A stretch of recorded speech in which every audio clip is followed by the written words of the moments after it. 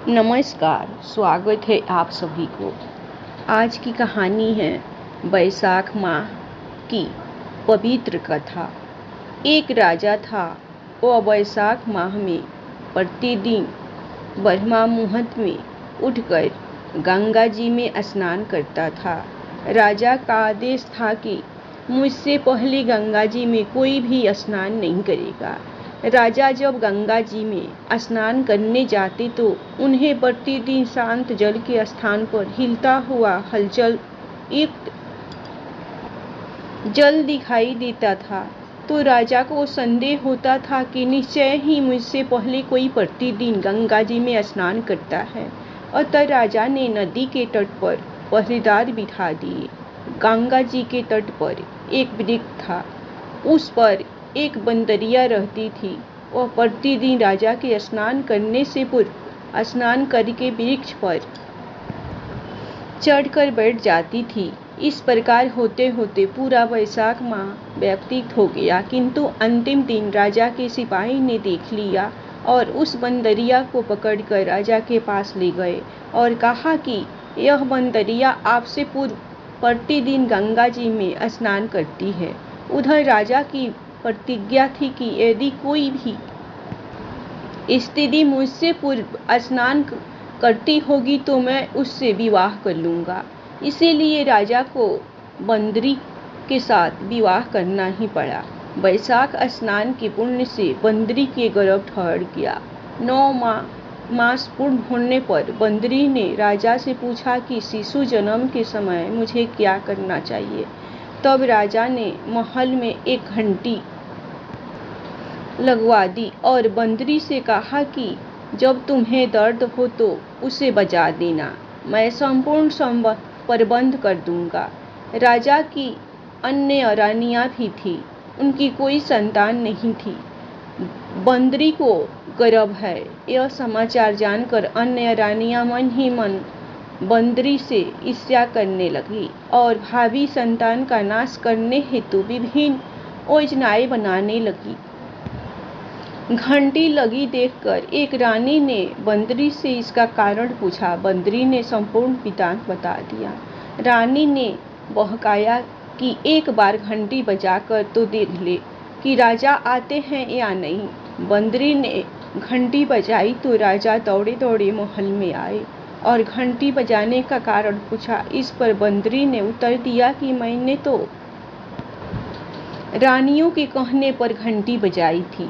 तब रानियों ने राजा से कहा कि यह तो पशु और न जाने कितनी बार घंटी बजाएगी।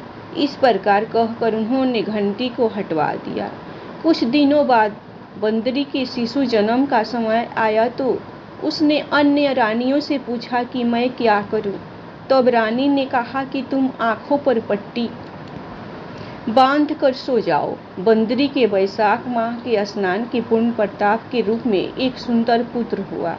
शिशु के जन्म होते ही उसके रोने से पूर्व ही रानियों ने उसे एक टोकरी में रखकर दासी को दे दिया और आदेश दिया कि इसे नदी में बहा कर आओ और उस शिशु के स्थान पर एक पत्थर रख दिया। राजा को भी कहलवा दिया कि बंदरी ने एक पत्थर को जन्म दिया। राजा ने सुना तो उन्होंने भी संतोष कर लिया है कि जब दूसरी रानियों की संतान नहीं है तो यह तो बंदरी है, इसके क्या संतान होगी। उधर दासी ने उस सुंदर शिशु को नदी में न बहाकर कुम्हार के खद्दड़ में रख दिया। दूसरे दिन कुम्हार कुम्हारिन खद्दड़ में आए तो वहां एक सुंदर शिशु को रोते हुए देखा। कुम्हार कुम्हारिन भी निसंतान थे। उन्होंने उस शिशु को अपने लिए भेजी गई भगवान की भेंट माना और बड़े प्रेम से शिशु का पालन पोषण करने लगे।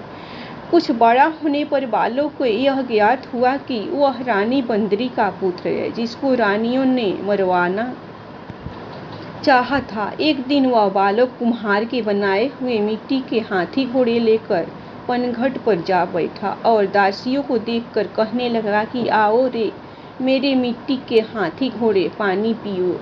जब दासियों ने यह बात सुनी तो वह हंसने लगी और बोली, अरे मूर्ख, कभी मिट्टी के हाथी घोड़े भी पानी पीते हैं क्या?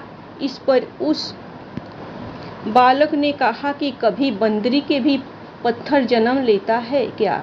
उस बालक की यह बात दासियों ने जाकर महल में कही। तब रानियों ने दूसरे दिन विष मिलाकर लड्डू भेज दिए। ईश्वर की कृपा से लड्डू गोंद और बादाम के हो गए और उन लड्डू को खाने से उस लड़के की मृत्यु नहीं हुई। यह समाचार दासी ने रानी को कहा और रानी ने राजा से कहकर कुम्हार को देश से निकलवा दिया।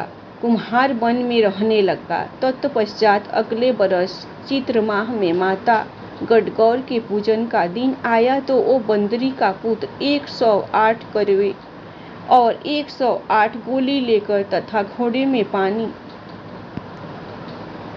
में पानी भरकर बगीचे के बाहर बैठ गया। उधर राजा की और साहूकार की पुत्रियां गणगौर बनाने के लिए मिट्टी लेने के लिए आई तथा बगीचे में खेलने और झूलने लगे। इस कारण कुछ समय बाद उन्हें प्यास लगी। तब उन्होंने उस बंदरी के पुत्र से जल पिलाने के लिए कहा तो उस बालक ने उत्तर दिया कि मेरे पास एक गोली है, उसे खाते जाओ और मेरी चारों ओर फेरे लगाती जाओ तो मैं तुम्हें जल पिलाऊंगा। इस पर पहले तो कन्याओं ने मना किया, किंतु प्यास तीव्र होने के कारण मान गई। इस प्रकार गोली खाने और उस युवक के साथ फेरे लेने से वह गर्भवती हो गई। बाद में जब उनके माता पिता को यह ज्ञात हुआ तो वो सभी कुम्हार के पास आए और संपूर्ण वृत्तांत सुनाया तथा कहा कि तेरे पुत्र ने हमारी कन्याओं से विवाह किया है, तब तुम्हें इन्हें अपने पास रखना होगा। तब कुम्हार ने निर्धन होने के कारण असमर्थता व्यक्त की। 2 कन्याओं के माता पिता ने बहुत सारा धन देकर अपनी कन्याओं को कुम्हार के घर विदा किया और कुम्हार के घर 108 बहुएं आ गई। कालांतर में उनके 108 ही पोते हो गए।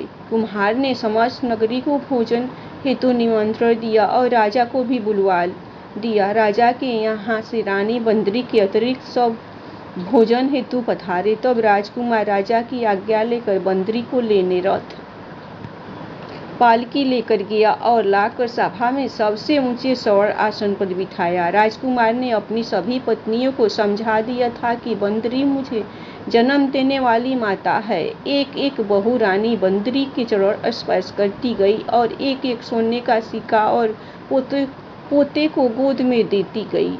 जब राजा और अन्य रानियों ने यह सब देखा तो कुम्हार के पुत्र से इसका कारण पूछा। रानियों को तो संदेह होने लगा कि यह अवश्य बंदरी का पुत्र है। इसलिए रानी और रूठ कर राजा को कहने लगे कि कुम्हार के पुत्र ने हमारा अपमान किया है और बंदरी का सम्मान किया है, अतः हम लोग लौट कर जा रही हूँ।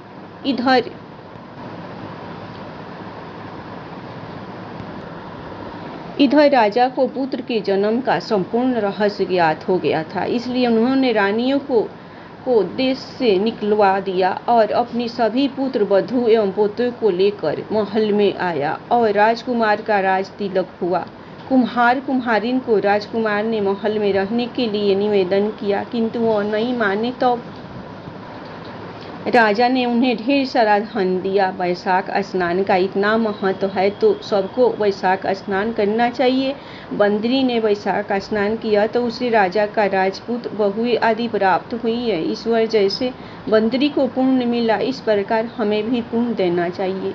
धन्यवाद। आप लोगों को वैशाख माह की पवित्र कथा पसंद आई होगी तो आप लोग किशोर जी के नाम पर लाइक सब्सक्राइब जरूर कीजिएगा।